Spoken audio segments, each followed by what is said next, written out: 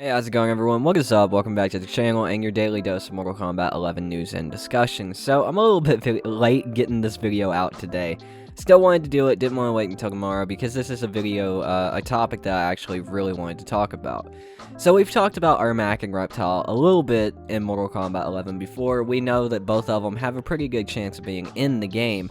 But I want to talk about who has more potential in Mortal Kombat 11, who would thrive in the game compared to the other one. And we're going to get into that in just a minute. I'd like to promote my Twitch channel, twitch.tv/TutinTV, link in the description down below.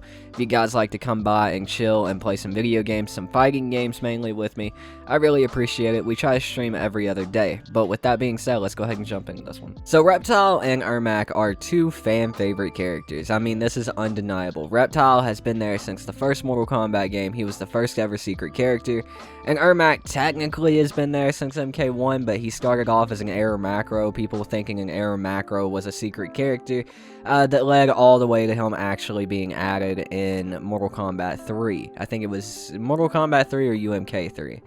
But yeah, they're both popular characters. Pretty much everybody knows who these characters are. I'd say everybody knows a little bit more about Reptile, opposed to Ermac, because Reptile is, you know, like the lizard dude of Mortal Kombat. Like, everybody just knows who he is. But Mortal Kombat 11, they're both missing. Two characters that have had name drops, or at least Reptile first made an appearance, as I said, in Mortal Kombat 1, and Ermac kind of. So, I mean, two characters that who have been there basically since the start are missing in MK11. And there's a lot of debate on whether these characters should come back in MK11. I know a lot of the Twitter fan base doesn't think that they need to come back. They could use a break, bring back, you know, all these 3D era characters. Whatever, I understand that point of the argument, that side of the argument.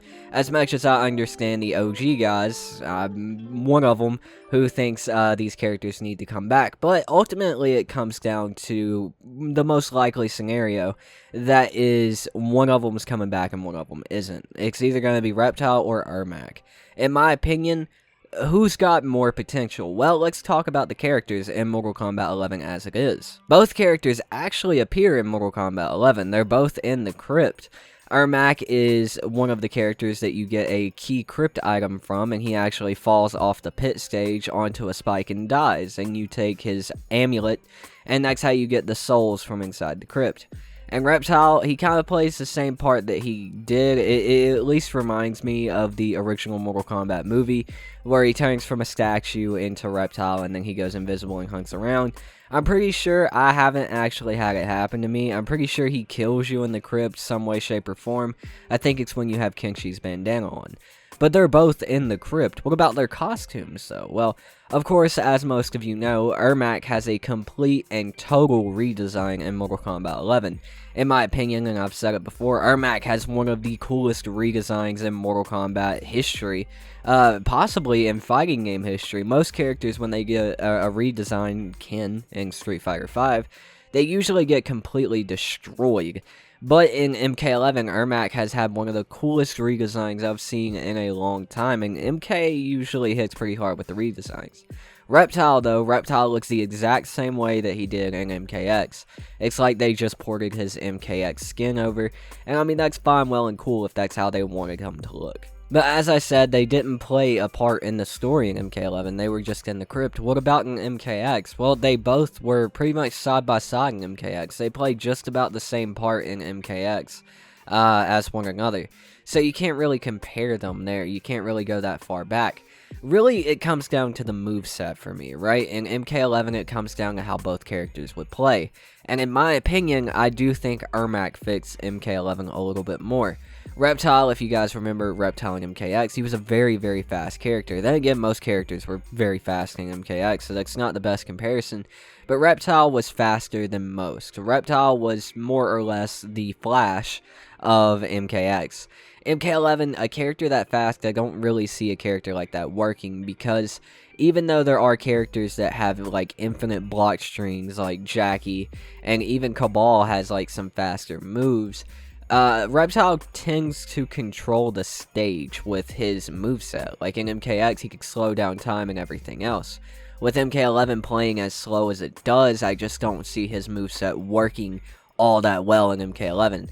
I don't think they can balance the game, or they have to balance the game around Reptile instead of balance Reptile for the game. In a faster game, that really doesn't matter. In Injustice, the Flash works fine, slowing down time and everything else, because other characters are equally as fast, and even when time is slowed down, they still have a chance. With the moveset that most characters have in MK11, if Reptile was to slow down the entire game, not really many characters could compete unless it's a character like Sindel or Jay, where they have a whack-ass down too.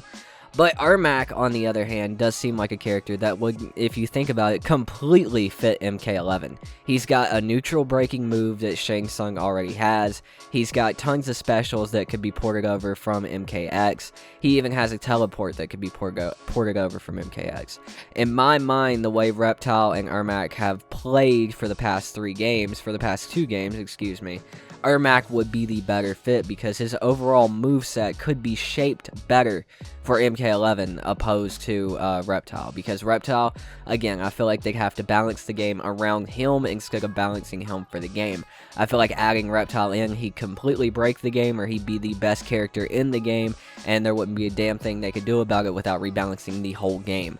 Ermac, on the other hand, I feel like that character would fit like a glove with just a few adjustments to his movesets and how some of his block strings are. So in my opinion, unfortunately, even though I'm just a YouTuber and this is just my opinion, Ermac does fit Mortal Kombat 11 a little bit better than Reptile. Reptile just feels like he'd be a little bit too powerful. Like they'd have to completely redesign his entire moveset, and they haven't had to do that with a lot of characters. They've been able to keep the legacy moves for the most part and add a few new things here and there, but I don't see how anything Reptile has could work in MK11, opposed to Ermac, where I feel like he would just fit like a fucking glove. But I guess we'll have to see. I really do feel like one of these characters will come to MK11, and I guess we'll just have to sit back and wait and see which one. I'm really thinking it's going to be Ermac. I think he has the most potential in Mortal Kombat 11, but I do want to know what you guys think about that in the comments down below. Let me know what you think. Let me know if there's any ways that you think they could shape Reptile's moveset to actually make him fit MK11, or do you completely agree with me and think that Ermac fits like a glove? Let me know. I'm really interested to hear what you guys have to say about it. Also, if you enjoyed the video while you're down there, make sure to leave a like on the video and subscribe to the channel for more Mortal Kombat discussion videos like this. I really appreciate it, and it helps keep the channel going. Also, huge shout out to my supporters, YSM Dino, The Thinny, Sir D, Mastervex PC, Patrick Thompson, Frank the Tank H2O, and Ricky Laughlin. Thank you guys for supporting the channel. I really appreciate y'all. But that's going to do it for this video. Thank you so much for watching. Again, I've been your host. My name is Tootin, and I'll see you guys next time. Peace out.